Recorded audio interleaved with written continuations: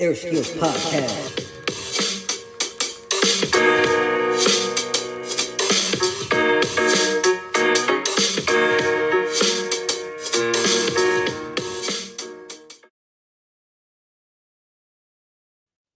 What's up, family? It's your boy Malcolm Airbrush Assassin McCray.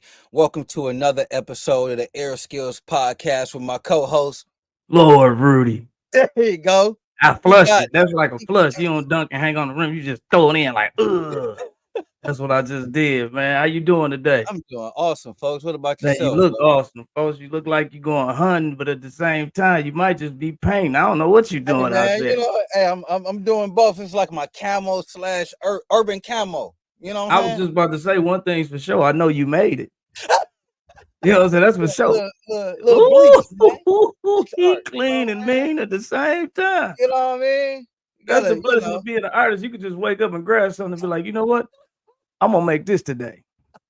And the dopest part about it is can't nobody duplicate it because you made it. Duplicate it, man. You put that in me, so I appreciate you for that, man. Yeah, right. Look like we got an amazing show today, man. How was your week?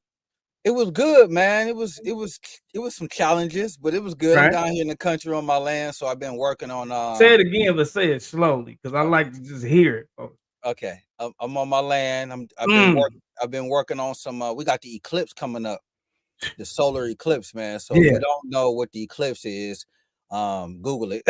But the solar eclipse covers right through southern Missouri, southern Illinois, all across the country. So you in the middle of it? Yeah, man, we're right in the middle of it. So I got people coming in from all over the country in RVs and different things. So yesterday I got a friend of mine, he got a big tractor, so we was clearing the land and doing that country living, man. You know what I'm saying? Country living. So, I got an announcement for you, and I ain't even get to tell you, folks. Yeah, go ahead, folks. Give me an announcement. Probably about, I'm gonna say 2 weeks, because we like to say a week, but we always got to carry the one. So I'm gonna say 2 weeks from now. Okay. We was talking about the retreat. Yep. I'm gonna start pushing for that joint in 2 weeks. When I say pushing for it, I mean good dude is coming back. Hello. Dude is coming back in 2 weeks, and it's gonna be geared. The whole first series of it is geared towards men's mental health and getting as many men possible to that land for the retreat, folks.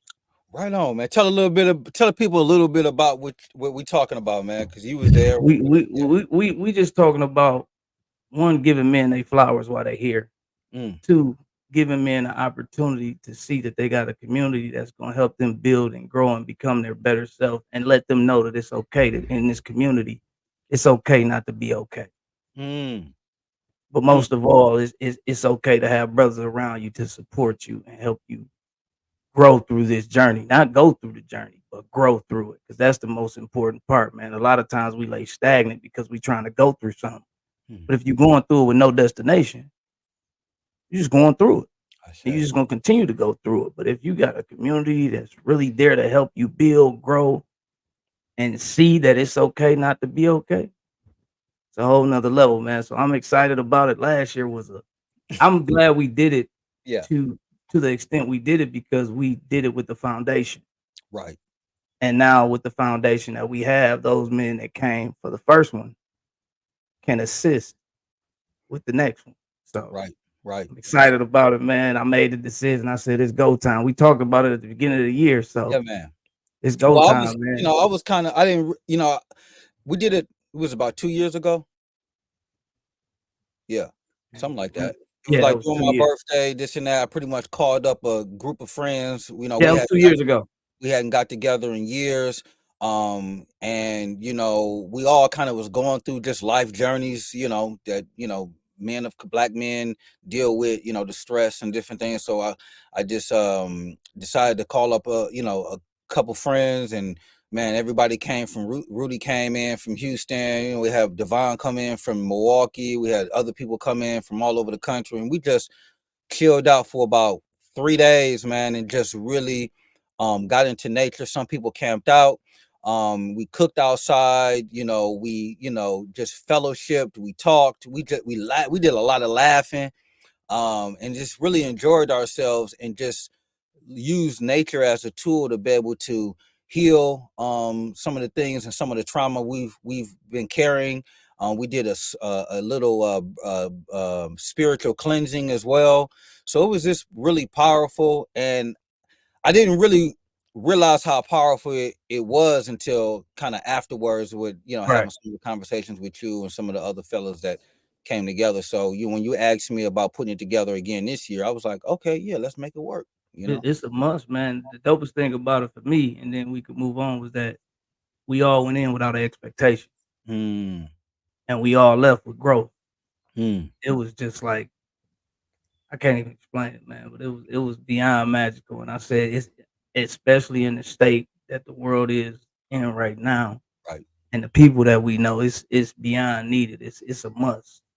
Right, so right. I'm ready for it, man. I'm ready for it. What we got on the show for today, though? Man, so I got a special guest. We've been talking. This is a person that's been like, man, supporting me from way back, man. When I dropped my my first book, she had been rocking with me. Just you got those core people that just rock with you. Yeah. And this individual, especially some of the things that me and you have been talking about, I thought it was very important to share some other people that's in my tribe with the world. So we got Sister Phyllis. She's a therapist. She's gonna break it down. She's a therapist, but she says a clinical social worker, and she's gonna break it down to us. But we got her in the house, man. We're gonna be talking about some good things. Hey, there she go. There she go, right there. Hello, hey. Welcome to the show. Hello, thank you. It's my pleasure. Right on. It's my pleasure. Thank you for inviting me. Yes, our pleasure. So how you doing today? I'm doing great. Off to a great start. Yes, just excited about being able to share some things that will benefit others. Yes. Come on now. So tell us a little bit about yourself. Tell us a little bit about yourself, your specialty, and kind of like what you do. Well, I call myself a behavioral health clinician, a practitioner, which actually means a therapist.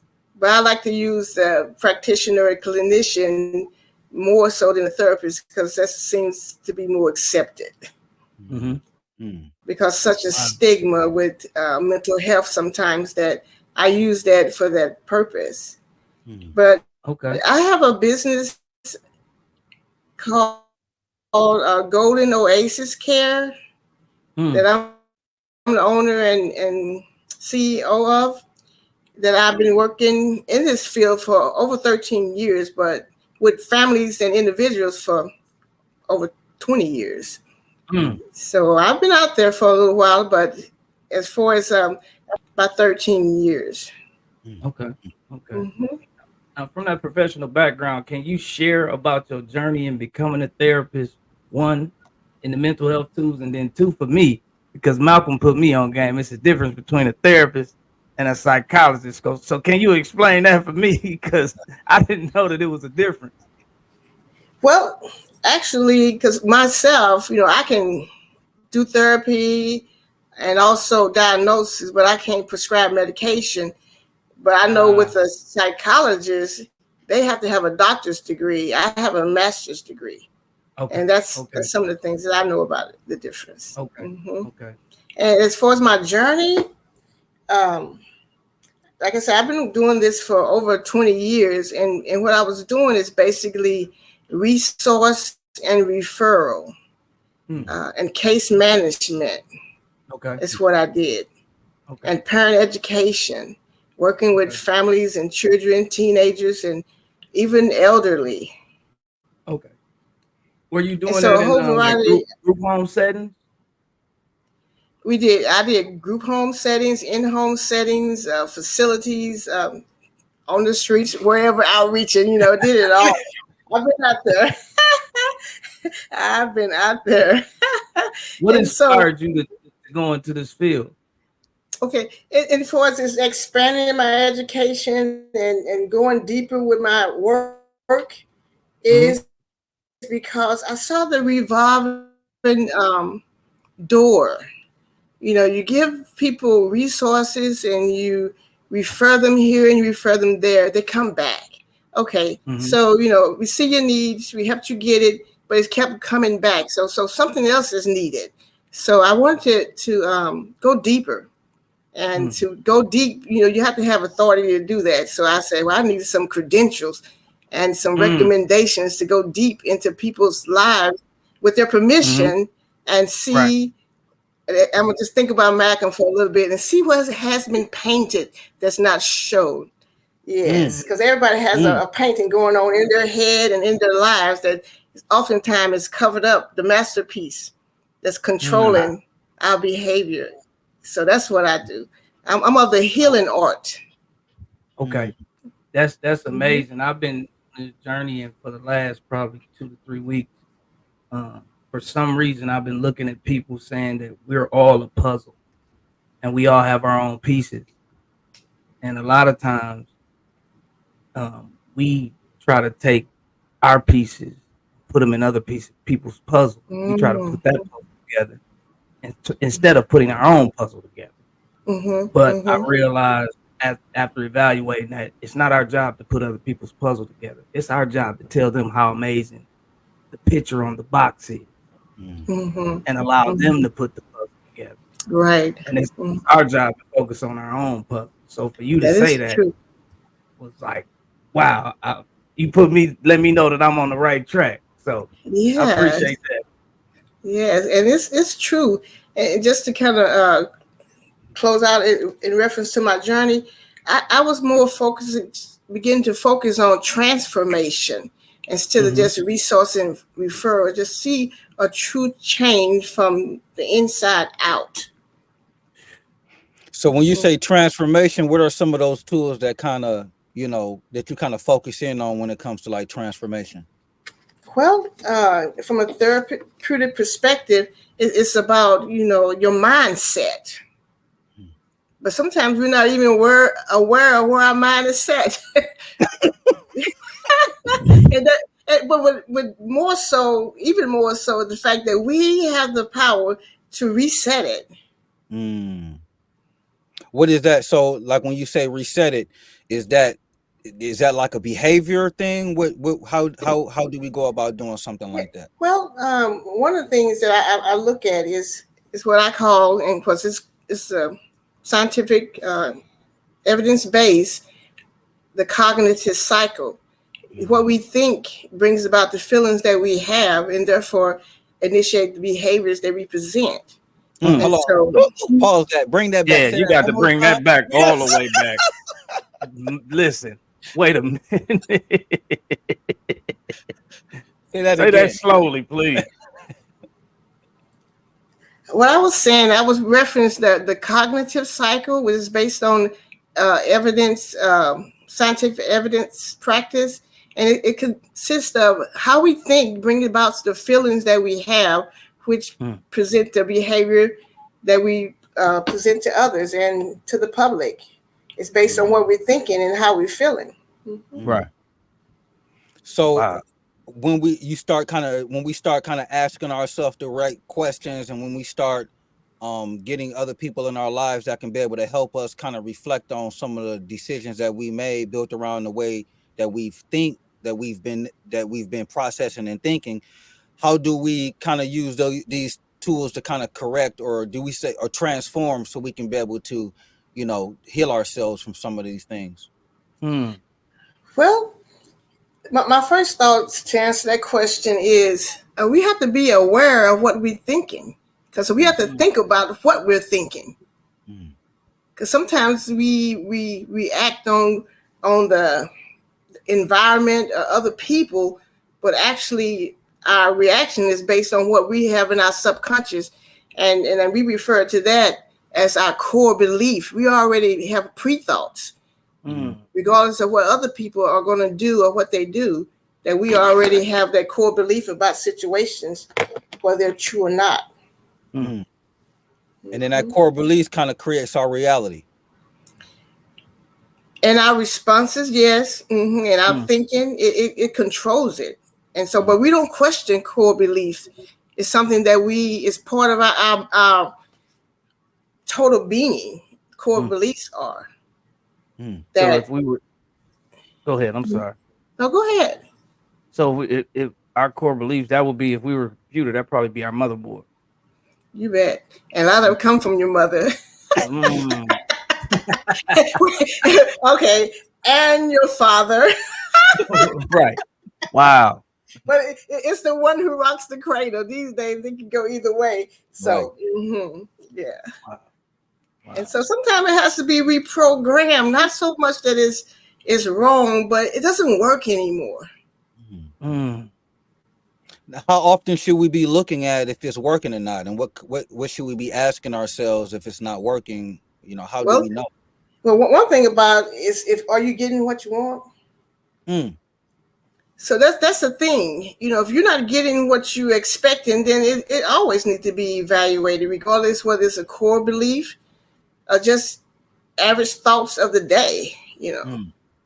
I mean, when you say, go ahead, Matt. I'm sorry. Go ahead. Well, we mean you were talking a little earlier. You was talking about the non-spoken beliefs, right? They're not spoken, but right, and that's core beliefs. They're not spoken. It's part of us. That's what our family does. That's how it's done.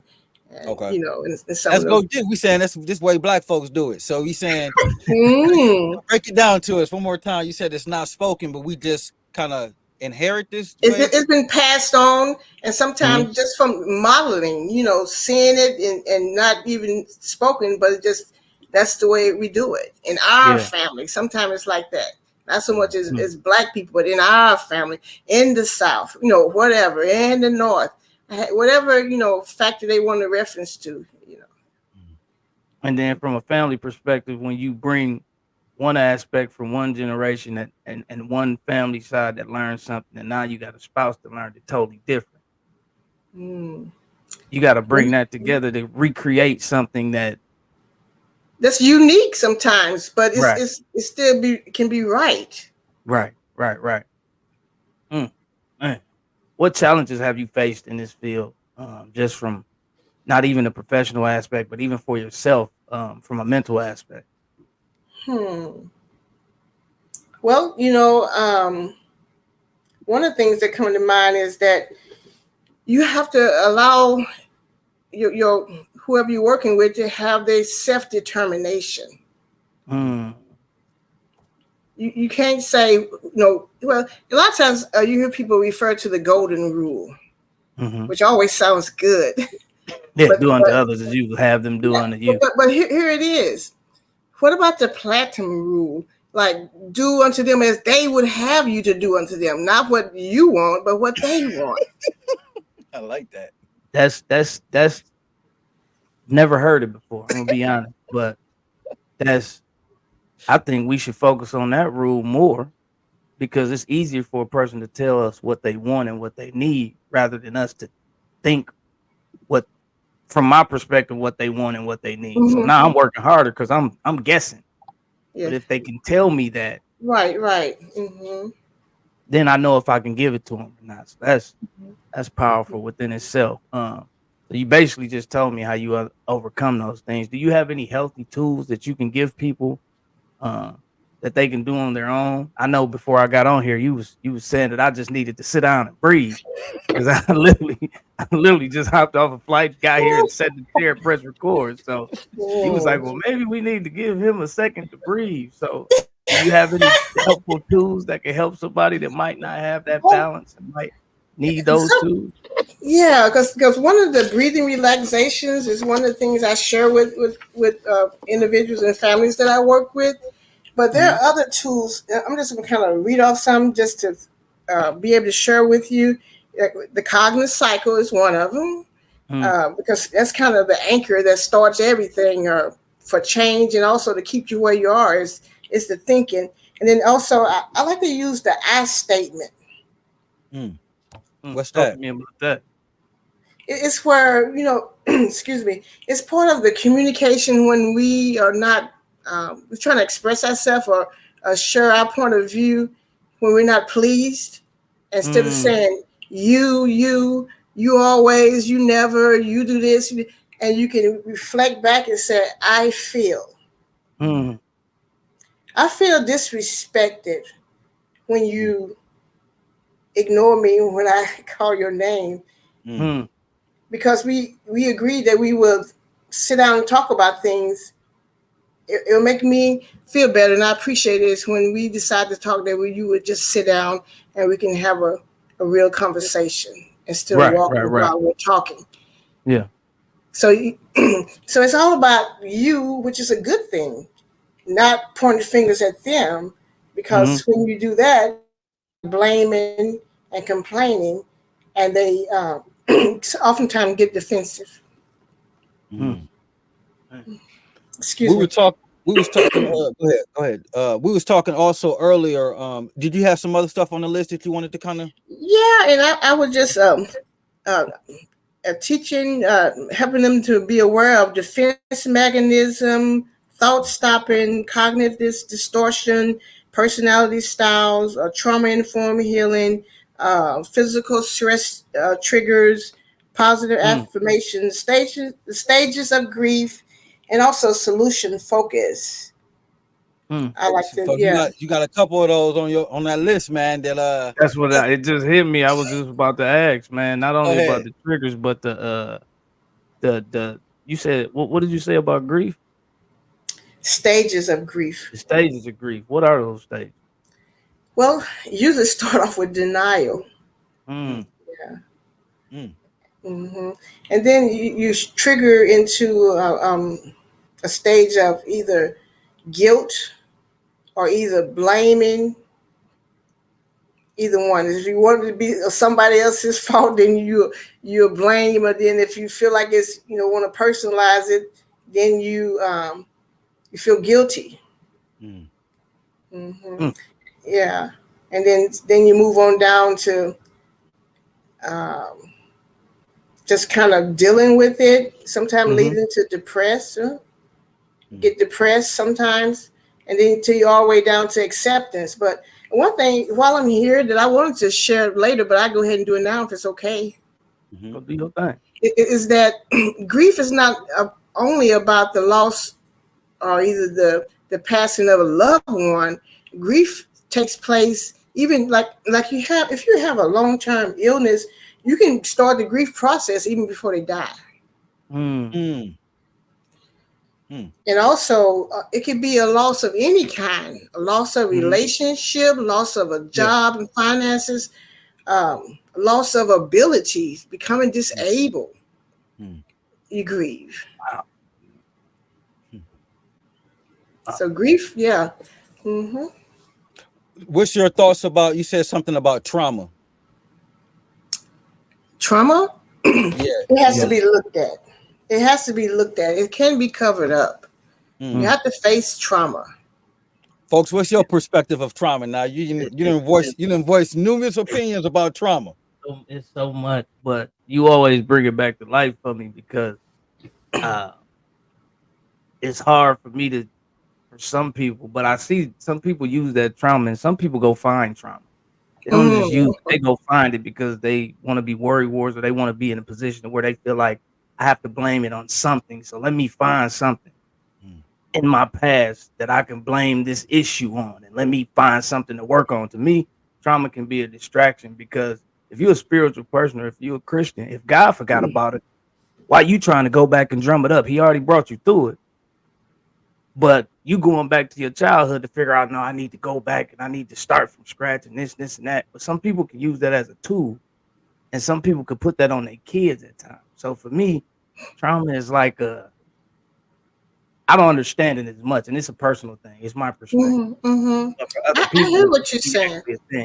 So that's what Malcolm is talking about. Because for me, it's like, why would I even want to go back there and I've already been brought through it? Yeah. Well, if you have been brought through it, then trauma doesn't have a hold of you. So for those that being not being able to move forward and they're stuck. And now they blaming somebody else for that. Well, sometimes trauma doesn't consist of blaming. It's what has happened that has control over you that you want to be released from. Right. So you have to find ways to be released. Right. Well, you have to. Some people don't realize that their trauma is affecting their lives right now. They don't realize they're guided by it. They're guided by their trauma, even when they deny it.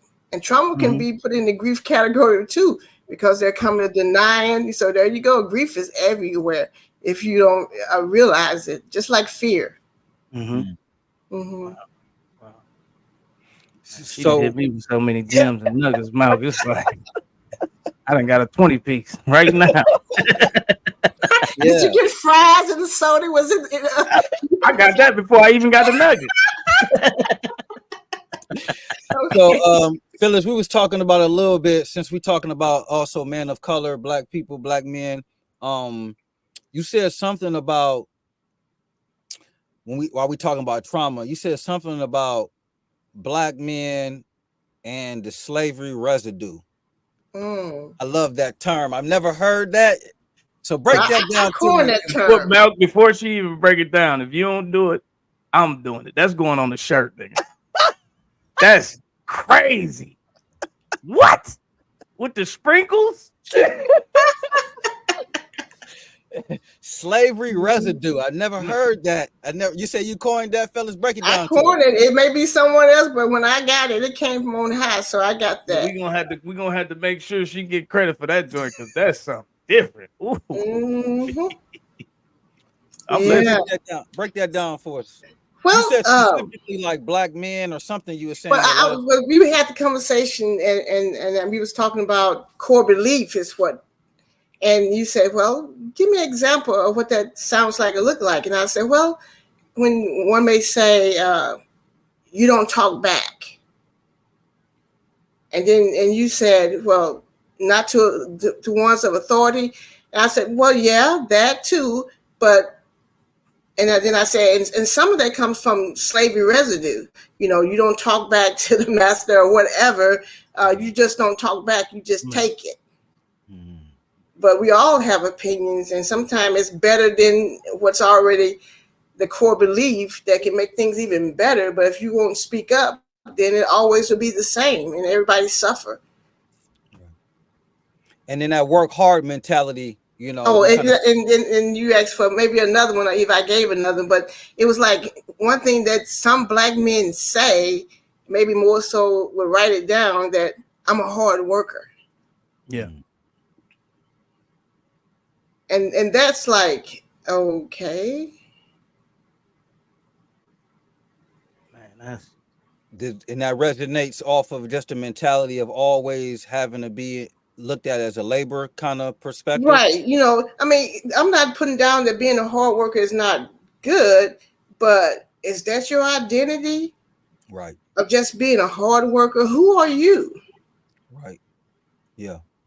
We've had this situation, conversation amongst me, Rudy, and then a large group of our friends who are entrepreneurs, and we kind of fell into this mentality. I would say maybe about, I guess we always been carrying it, but like the last 15 to 20 years, we started listening to a lot of this hardcore motivational self-help kind of guru kind of mentality where it's very sports kind of induced and very competitive, like work hard, push hard, keep pushing, keep grinding, this and that.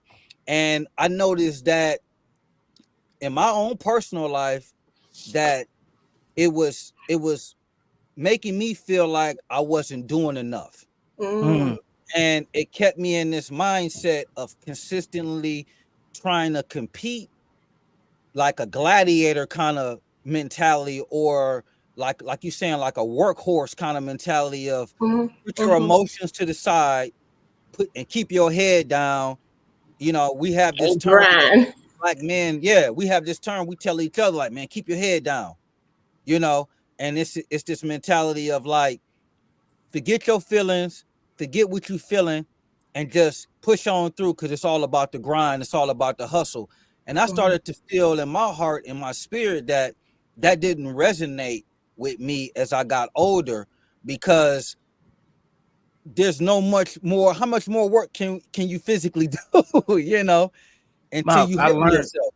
Malk, it's funny that we've been talking about that, because we watched it for 10 to 12 years, and most of the people who are saying it, they going to teeter from grind to balance to just focus on the time and just be. So it for us, it went from trying to be that to kind of confusing us to us realizing the true value and the true essence of self and learning that it ain't about none of that. At the end of the day, it's about focusing on being present in the time that you have and being there, and rather than just because Malk did it for 10 years straight. He was on the road going crazy. Yeah, I was pretty much all of my, my young adult life, leading up into, probably like my mid 30s. I had been constantly, I would say, conditioned as well, to just constantly be pushing and grinding. And when you're young, you got that energy, you know what I'm saying? So I didn't really understand that it was becoming a detrimental to my mental health and my body and my physical perspective until the not sleeping. You constantly are grinding. Your mind isn't shutting off. You can't sleep. You are, you can't really be in really healthy relationships because you're not really committed. You know what I'm saying? Because you committed to this grind, this focus, this thing. And when you were saying that slavery residue, it brought me back into that mentality of just like you saying, like, you're like a horse, like you're bred to just keep working until you die, and specifically Black men, we don't express ourselves emotionally. So we using the work as a coping mechanism to keep ourselves busy and so we don't have to deal with the pain, the loss, the loneliness, and all of the things that we kind of deal with on an everyday level. So that's why I was really, I love that slavery residue perspective. Man, that right there. And when I listen to you talk, and then to actually, it's about, when you think about all that working, which, I want to just make it clear, we know we have to work and we're not denying that, but I'm just saying, but even when a person took a break, it's just like, well, you're a slacker. Right. You're lazy. Right. And then sometimes you look at somebody that's supposed to be, quote, supervising you, they're not working like that. And they're not supervising you for real. You're doing everything. They just got the title with the income. Right. But yet if you look like you're at peace, it's like, you're not doing anything, So what I teach and try to bring awareness to is more about being, even in the present, shutting the mind down for a while, realize what's in your head and what's pushing you and what's, really going on in your mind is going to show up in your environment and your behavior and your feelings. So, So what would you say some of the tools that we can use to kind of shut our minds down and kind of be in the moment? Use breathing as medication. I'm writing my notes. That's what I'm doing. See breathing as medication without side effects. How about that? Wow. I mean, it's evidence-based information, scientific, that the power of the breath, how it changed your chemical makeup within your body. So to say that it's like medication is really truth, because when you breathe and pull in that oxygen is medication, and when you pull it in, it reduces your cortisol, which is a chemical reaction. Medicine is chemicals in your body. It's reduced. I love that. And when I was speaking about the physiological triggers, being able to identify those triggers of stress, is that sometimes we don't know when it's going on, so we have to learn ourselves. We do that by being still and knowing. Malk, ain't that what I say? That's the hardest thing for a man to do. The hardest thing for a man to do is sit still. Because if you got to sit still, that means you got to deal with it. So Rudy, you said when you was in Milwaukee last, you had an appointment with Patrice, and what did she do? Yeah, I was gonna tell you after this joint, man. We got to get her on because this is just it's beyond. It's amazing. She did I got a 90-minute regular massage, but she did a Reiki spiritual cleanse, and that was deeper than anything I've ever experienced. I can't even lie. Wow, I can relate. It was therapeutic on so many levels, but beyond being therapeutic for me, it was therapeutic for her because she saw stuff and felt stuff in me that I didn't even know was there. Mm-hmm. And she told me, that's when I told her, she told me, like, you need to put some of this stuff down. From just the responses that I got from your body. If you don't put it down, your body's going to put you down. Pretty much what she said. So that is truth. That was like, just to go from that to talking to Phyllis, I'm like, yeah, it's different. Mm-hmm. Different. And it just opened up a lot more questions and a lot more things that you realize that you're dealing with and that you got to go through, not just as a human being, but as a man, especially as an African American man, because we feel guilty for taking breaks. Mm-hmm. That's slavery residue too. And it's like, I should be doing something. I need to find something that I'm doing. That should never be the case. Like, if you rest is rest. But, with all the technology that we got, it puts us at a disadvantage, because just like when I put my phone down, the apps are still running in the background. Those apps are still running in my mind too when I lay down.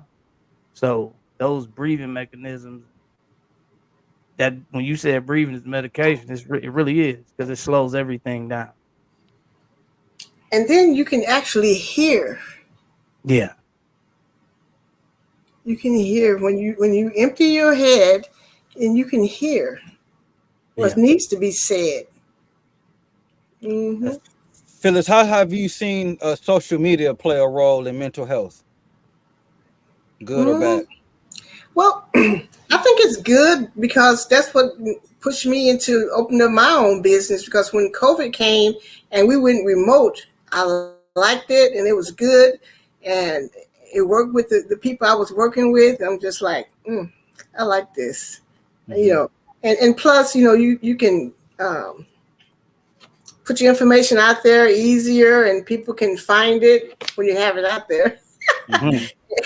and that way they don't have to go to an office.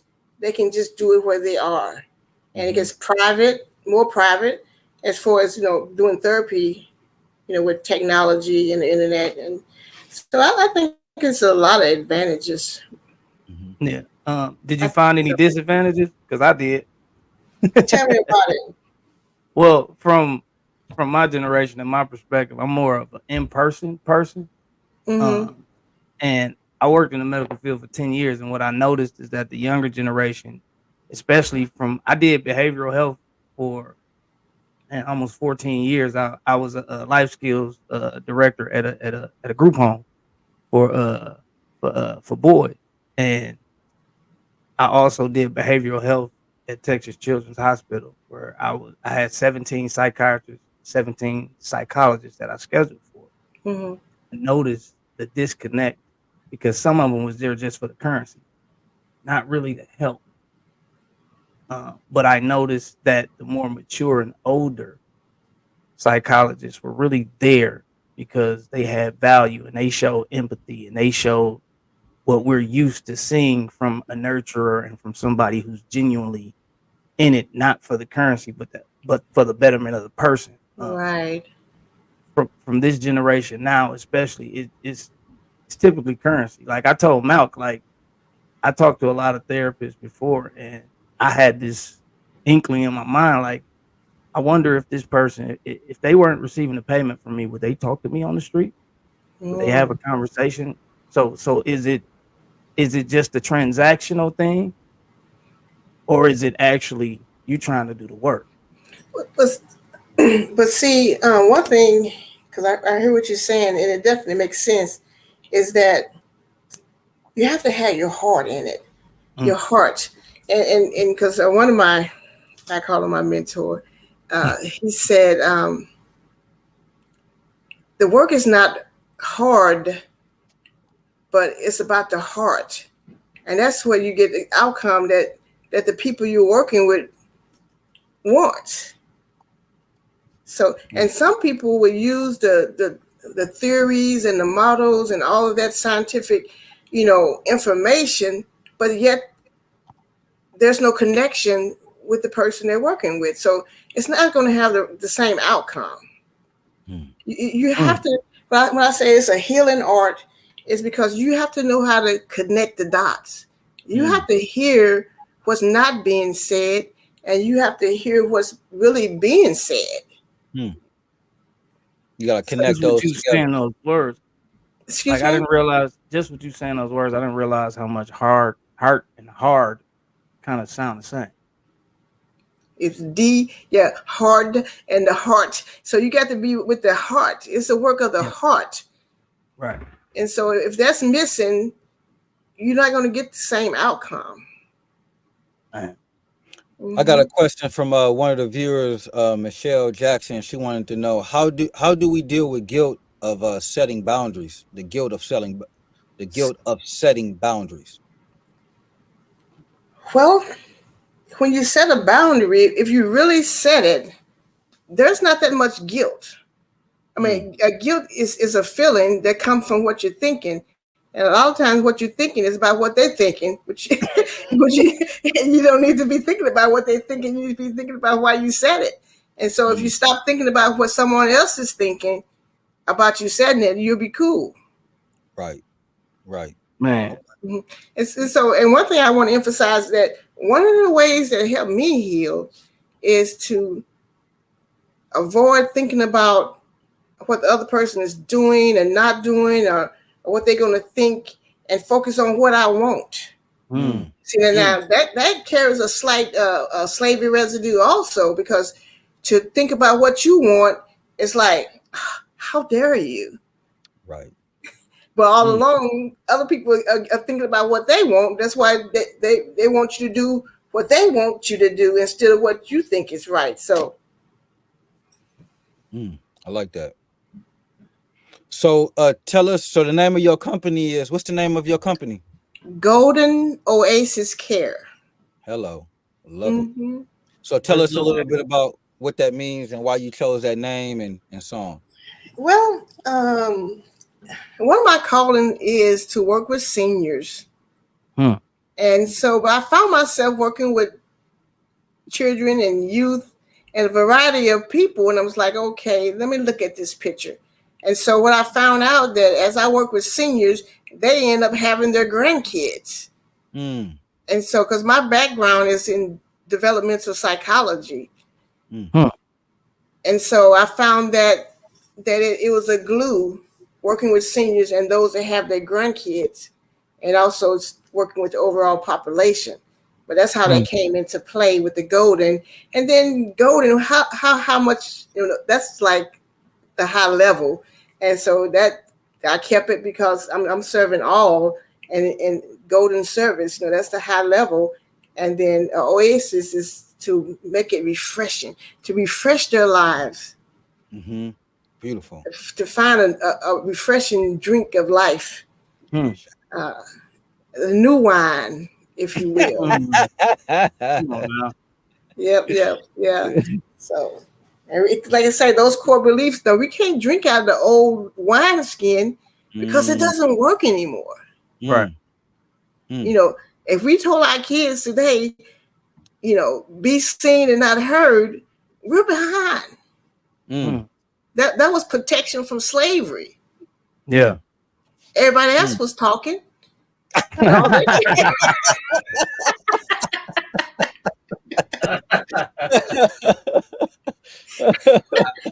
I'm saying all the other kids was talking, and we was trained to sit down, put your legs and hands, and just be still. I just we want to be free too. Right. I know as an artist, I run into that a lot as a free thinker. It's that's probably one of the most things that frustrates me is as an artist, you always are looking on what the possibilities could be.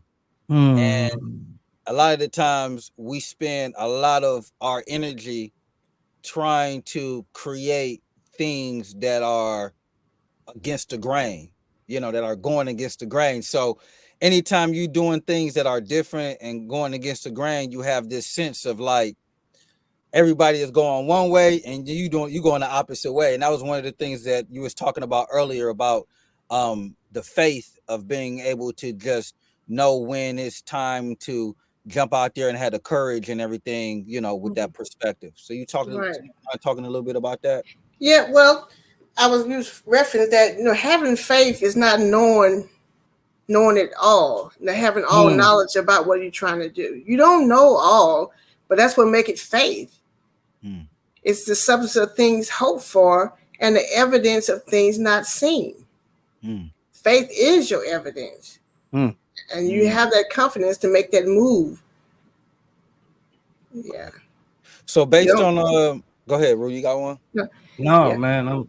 So kind of based on your experience and everything, is there anything else that you would like to give some tools to individuals that can be able to help them maintain good mental health?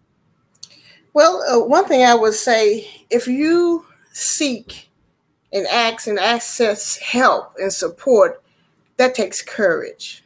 And that takes self-determination. And it's a good thing. Yeah. And I just hope that the stigma behind mental health services be reduced and be dismantled. Tell us about that stigma. That if you go get help, you're crazy. And that's, I must say, that has a slavery residue also, because that's how they would control some of the ones that try to leave and say that they was, had mental issues and restrain them and lock them up. Yeah. So it's like, I'm not going to say I have it. Everybody get me. Right. Right. They might lock me up. Well, man, this has definitely been an eye. Mouth. Yeah. What you say?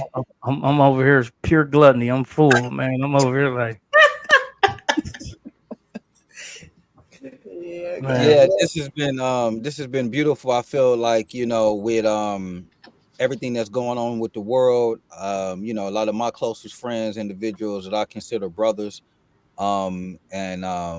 everybody is, not everybody, but a lot of us are dealing with a lot of pain, a lot of confusion, a lot of unrest. And, to be able to have somebody as important as you to be able to come in and bring some light really makes a big difference, So I just want to say, Phyllis, thank you for all the work that you've been doing and you continue doing, because I think, how long ago did we meet? About 12 years, 13 years ago. Yeah. Exactly. And I was down in Sykeston.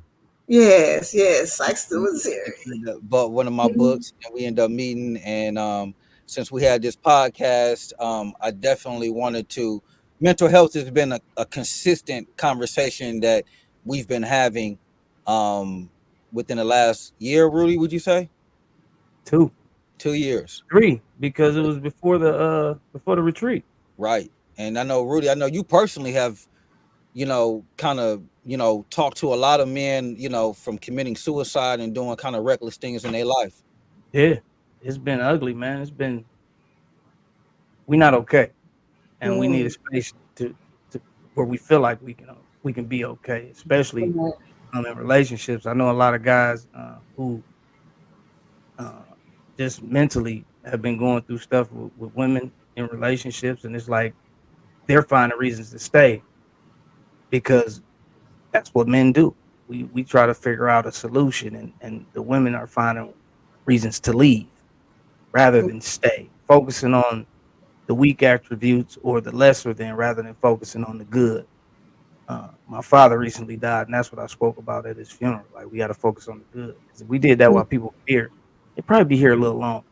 But like you said, he worked himself to death at the end of the day. I know that's what he did.